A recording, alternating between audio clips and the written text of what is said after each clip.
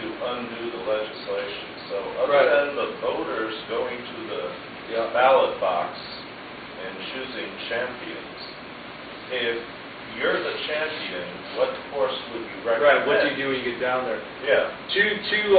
I'll talk to two different things here. Two of the very large programs are Medicare and Social Security. On Medicare, there is no way we can sustain this program unless we get the cost of medical care down. We can talk all day about what age we ought to give people benefits and who ought to get them. But the real driver here to that program is the cost of medical care that we get. And so you have to have common sense health care reforms. And let me touch on a few of those because I think it's very germane to this question. I talked about tort reform. That's a big one. Cross-state sales of insurance policies is another. Promoting instead of outlawing health savings accounts. And then allowing small businesses to pool together to get lower rates. And most importantly, tort reform is extremely important, but most importantly after that is allowing people to buy health insurance without getting penalized with taxes.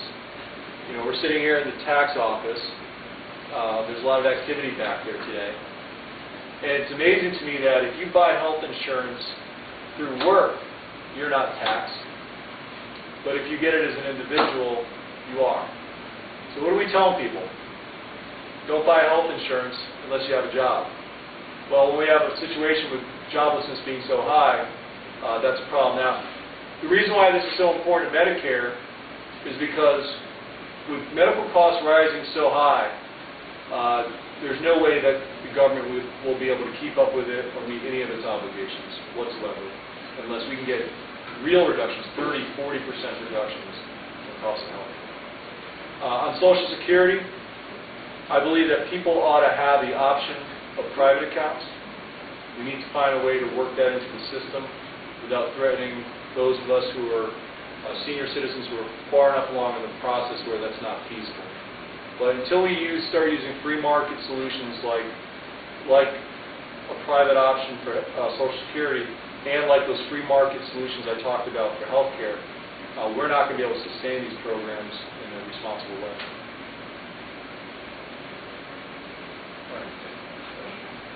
This is about the Constitution. There's 4 questions regarding that.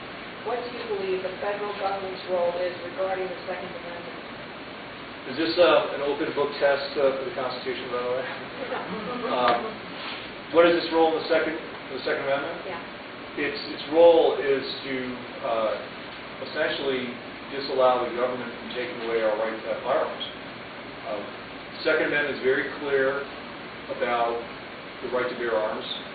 I've been endorsed by the Northwest Connecticut Sportsmen's Council. There's 6,000 members and 30 clubs in this area. I think it's very clear about it. All right, Justin, continuing with the Constitution, what are your thoughts regarding the Patriot Act? No bill is perfect. I believe that it can be improved. I also believe that there's a reason why we haven't had a terrorist attack since a major terrorist attack since 9/11. Now, I don't want to throw away the baby with the bathwater on this, and suffice to say, there have been many attempts on U.S. soil and elsewhere to kill Americans. So we can improve the Patriot Act, make sure that it is consistent with our values of privacy and individualism. But I also want to make sure that we're not foolish and that we don't throw away tools that law enforcement needs to protect us.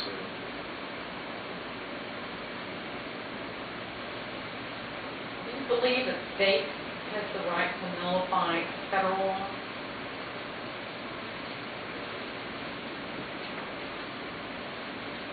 I believe there's a process for the states to nullify federal laws. And we have a court process for that.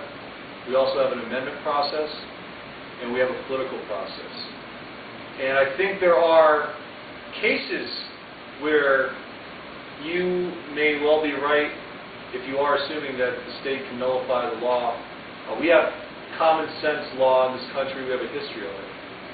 And a law so foolish as to endanger people or endanger a state and its prosperity, well, we do have another course of action. That's called civil disobedience. So I think there's a lot of options we have. So to answer your question at the end of the day, yes, they do have a right, and we have a right also to make sure that the process we use to do that is not destructive. What are your feelings on the kilo eminent domain use? Well, I think we've got a big problem in this country with government snatching up people's property. And I would have supported that family down in New London. And frankly, I haven't seen a lot of good examples where eminent domain cases that have been brought forward where I would have sided with the government at all. I mean, frankly, private property is just that, and without it, we don't have a functioning Constitution, a functioning government. Going forward, what do you believe our policy should be on the war on terror? That term has been used very broadly. Some people use it to talk about the war globally, the war at home. I take a page out of Reagan's book. Our strategy ought to be to win. Well, what does that mean? Does it mean we have wars in places we don't need to have wars? Does it mean that we take unnecessary risks?